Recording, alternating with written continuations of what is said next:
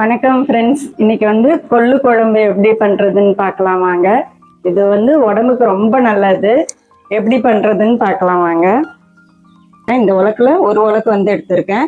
இந்த கொள்ளில் வந்து கல் இருந்தாலும் இருக்கும், அதனால நம்ம வந்து அரிச்சுக்கலாம். அரிக்கிறதுக்கு இப்படி பாருங்க, இந்த பேக் சைடு கொஞ்சம் இந்த வளைவாக இருக்கணும். இந்த மாதிரி பாத்திரத்தில் வந்து இப்படி அரிச்சோம்னா தான் வந்து கரெக்டாக இருக்கும். கல் வந்து கீழே தங்கிடும்.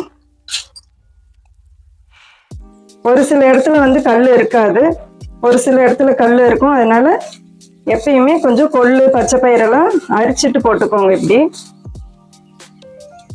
குழம்பு பாத்திரம் இருக்கு இல்லையா, அதுலேயும் வச்சு அரிச்சுக்கலாம். இந்த மாதிரி வளைவான கிண்ணம் இல்லை அப்படின்னா நீங்கள் அந்த குழம்பு பாத்திரம் வளைவாக இருக்கும்ல, அதில் வந்து இப்படி அரிச்சுக்கோங்க. இது பாருங்க, இப்படி கடைசியில் இப்படி நிற்கிறப்ப